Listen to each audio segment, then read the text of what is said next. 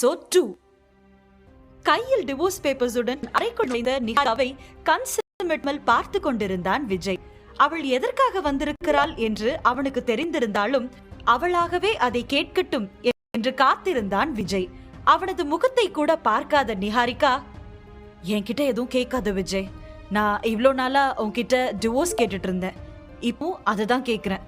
ஆனா இதுதான் கடைசி தடவை, இதுக்கு மேல என்னை கேட்க வச்சிடாது, உனக்கு 2 நாள் தான் டைம் என்று எந்தவித உணர்ச்சியும் இல்லாமல் கூறிவிட்டு தன் கையில் இருந்த டிவோர்ஸ் பேப்பர்ஸை அருகில் இருந்த டேபிள் மீது வைத்துவிட்டு அவனை திரும்பி கூட பார்க்காமல் அங்கிருந்து வெளியேறினாள் நிஹாரிகா.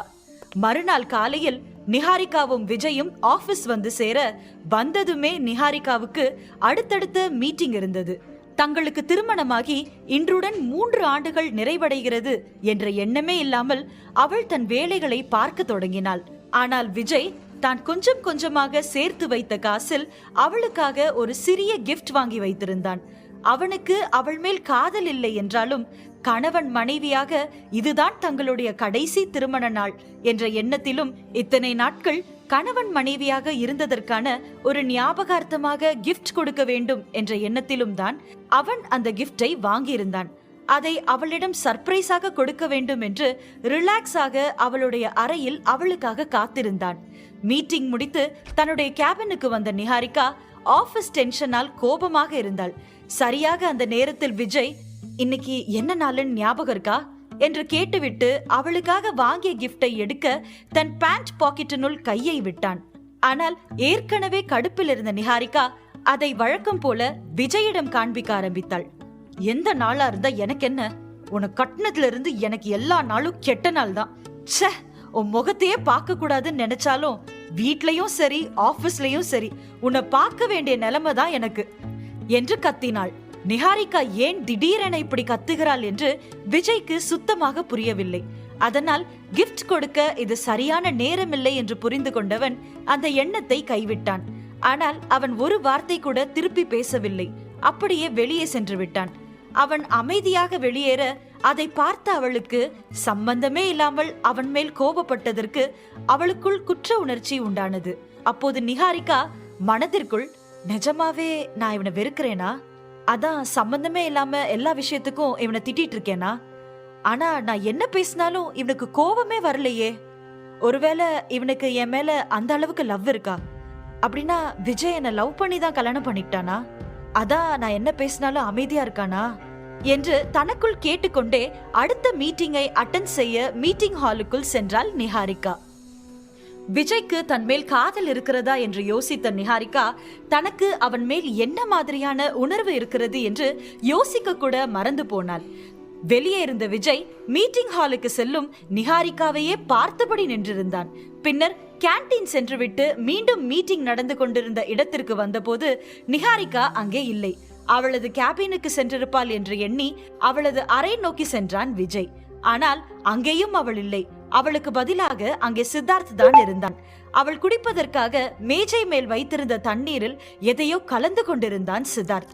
அதை பார்த்த விஜய்க்கு கோபம் வர பின்னால் இருந்து வளைத்து பிடித்தான். விஜயின் திடீர் செயலில் யாரோவென பயந்து போன சித்தார்த் அங்கு விஜயை கண்டதும், நீதானா?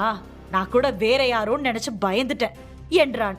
விஜய் அவனிடம், இந்த தண்ணியில என்னடா கலந்திருந்த நீ என்று கேட்டான். சித்தார்த்தோ, நான் எதுவும் கலக்கலையே என்று முதலில் தடுமாறியவன், பின்னர் நான் ஏன் நீ கேட்கிற கேள்விக்கு பதில் சொல்லணும் என்று அலட்சியமாக கேட்டான். விஜய் கோபமாக, நீ அந்த தண்ணியில எதையோ மிக்ஸ் பண்ணினதை நான் பார்த்தேன், அதுல என்ன மிக்ஸ் பண்ணின? தைரியம் இருந்தா உண்மையை சொல்லு என்றான் விஜய். சித்தார்த் நக்கலாக, உன்னை பார்த்து எனக்கு என்னடா பயம், தைரியமா சொல்றேன் கேட்டுக்கோ. ஆமா, அதுல நான் ட்ரக்ஸ் மிக்ஸ் பண்ணேன் தான். இப்ப என்ன அதுக்கு? உன்னால என்ன என்னடா செய்ய முடியும் என்று கேட்டான். விஜய், நான் இப்போவே மேடம் கிட்ட நீ செஞ்ச வேலையே சொல்றேன் என்று சொல்ல, சித்தார்த்தோ, போய் சொல்லு, ஆனா நீ தான் அந்த தண்ணியில எதையோ கலந்து கொடுத்து நிஹாரிகா கிட்ட தப்பா நடக்க ட்ரை பண்ணன்னு நான் அவகிட்ட சொல்லுவேன். நான் சொல்றதை தான் நிஹாரிகா நம்புவா, வேணும்னா செக் பண்ணி பார்க்கலாமா என்றான். சித்தார்த்தின் பேச்சை கேட்டு கடுப்பான விஜய் அவன் கழுத்தை சுற்றி கை போட்டு இறுக்கி பிடித்தவன் அவன் வாயை பிடித்து அழுத்தி அந்த தண்ணீரை அவன் வாயில் ஊற்ற போனான். அவனிடமிருந்து விடுபட சித்தார்த் போராட விஜயும் அவனை விடாமல் அழுத்தி பிடித்தான். சரியாக அந்த நேரம் அறைக்குள் வந்த நிஹாரிகா வேகமாக முன்னே வந்து விஜயின் கையில் இருந்த கிளாஸை தட்டிவிட்டாள். அவளை பார்த்ததும் விஜய் சித்தார்த்தை விடுவிக்க, அப்போது சித்தார்த் கண்ணிமைக்கும் நேரத்தில் விஜயின் பேண்ட் பாக்கெட்டில் எதையோ நுழைத்து விட்டு உடனே நிஹாரிகாவிடம், பாரு நிஹா, உன்னோட பாடி கார்ட் என்னை ஃபோர்ஸ் பண்ணி இந்த ட்ரக்ஸ் கலந்த தண்ணிய என் வாயில ஊத்த பாக்குறான் என்றான். நிஹாரிகா அவனிடம், என்னது ட்ரக்ஸா? என்ன நடந்துச்சு?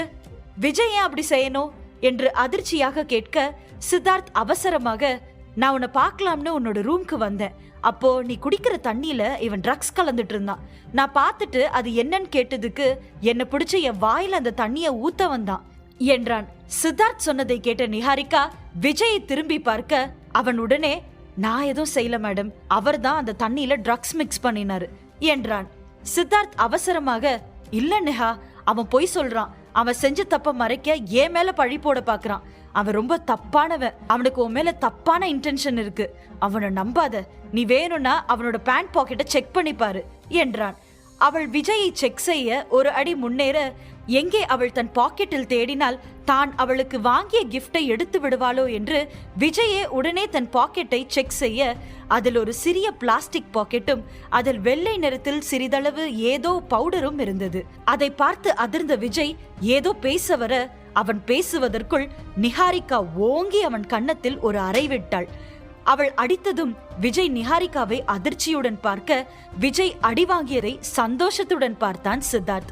விஜயை பார்த்த நிஹாரிகா, எதுவும் பேசாம இங்கிருந்து வெளியில போயிடு, இல்லனா நான் என்ன செய்வேன்னு எனக்கே தெரியாது என்று கத்தினாள்.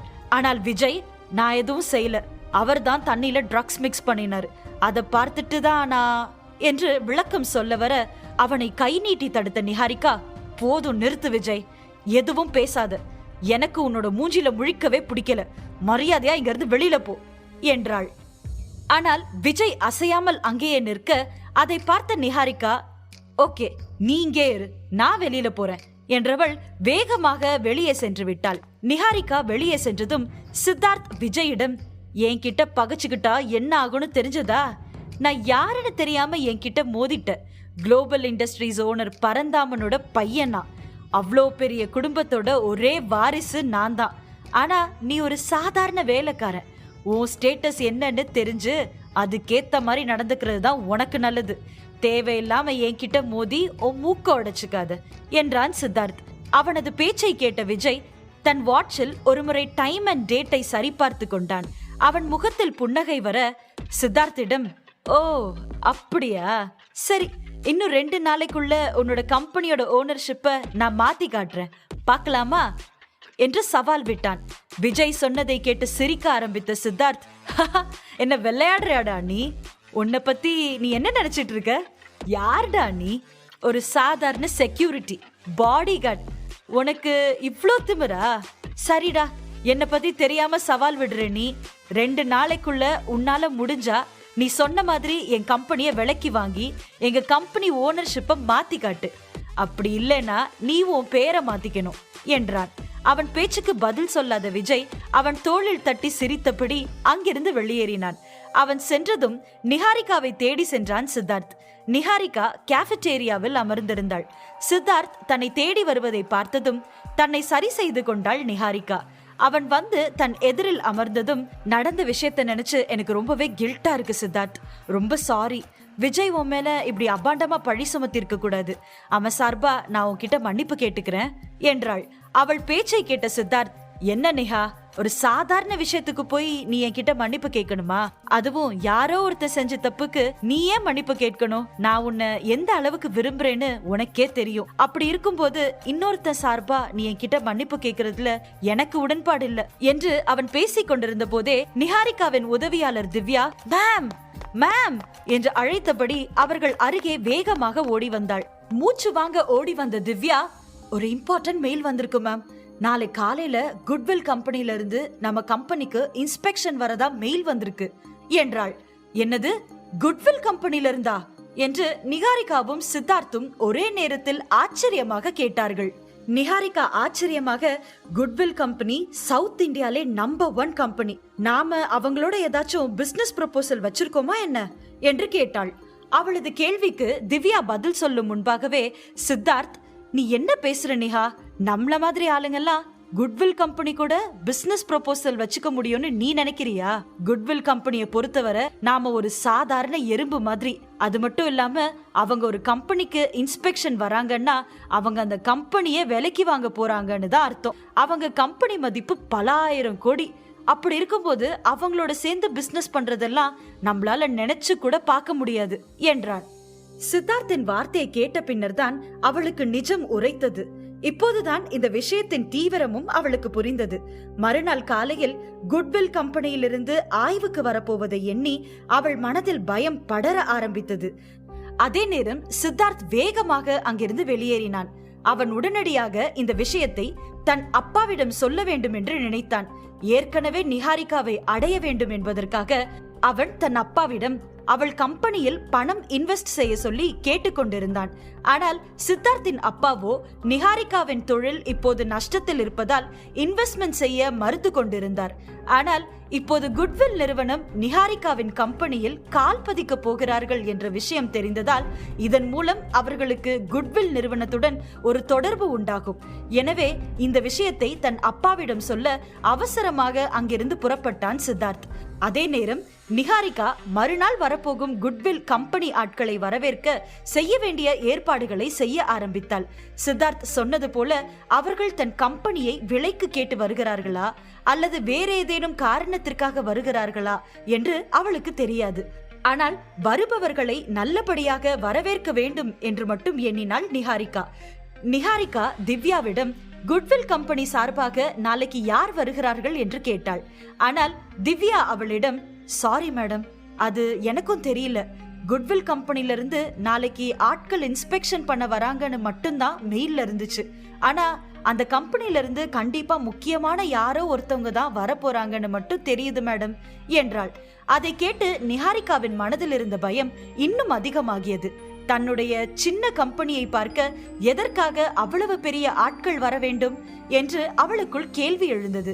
இந்த விஷயம் எதுவும் தெரியாத விஜய் அன்று அவனது வேலை முடிந்ததும் இனி தன் வாழ்க்கையே மாறப்போகிறது என்ற எண்ணத்தில் தன்னுடைய வேலையை ராஜினாமா செய்துவிட்டு வீட்டிற்கு வந்தான். விஜயின் தாத்தா மட்டும் அவனிடம் 3 வருடங்கள் இந்த திருமண உறவில் இருக்க வேண்டும் என்று சொல்லாமல் இருந்திருந்தால் அவன் எப்போதோ இந்த உறவில் இருந்து விடுபட்டு சென்றிருப்பான். நிஹாரிகா கேட்டது போல 2 நாட்களுக்குள் விஜய் டிவோர்ஸ் பேப்பரில் கையெழுத்து போடுவானா? நிஹாரிகாவின் கம்பெனிக்கு வரவிருக்கும் ஆபத்து என்ன?